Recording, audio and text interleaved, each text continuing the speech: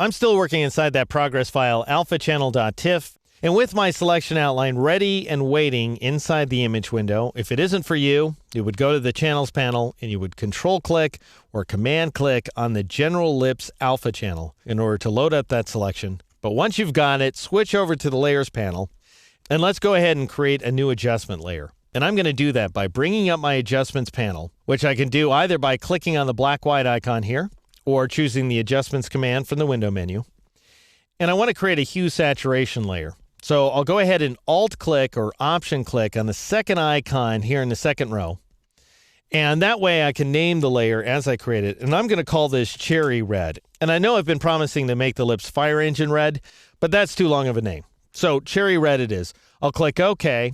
And that not only brings up the hue saturation options here inside the Adjustments panel, but it also automatically converts my selection outline to a layer mask. Even though we've asked Photoshop not to add layer mask by default to new adjustment layers, that's a setting I showed you many chapters ago now. Be that as it may, if you have a selection outline going, then Photoshop goes ahead and converts it to a layer mask automatically, no matter what, which is a good thing, by the way. We don't want to change that behavior.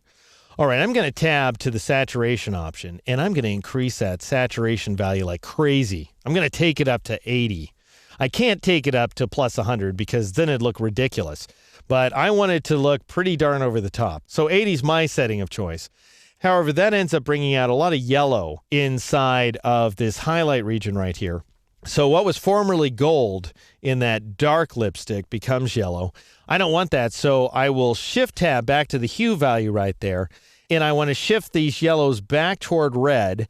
So I'm going to enter a negative value, and I'll press shift down arrow in order to reduce that value to -10. And that works out as well as anything's going to. I could press shift down arrow again, and we end up getting some oranges where we formerly had yellows, but we also end up turning certain parts of the lip magenta. I don't want that. So anyway, hue value of -10, a saturation value of plus 80, and we end up getting this outrageously great result right here. So just so we can see what kind of modification we've made, I'll go ahead and turn off this adjustment layer. This was the before version of the lips. Very styling and everything. I think the lips look great here. It's just that I want them to look ultra red, so they stand out from my ultimate black background.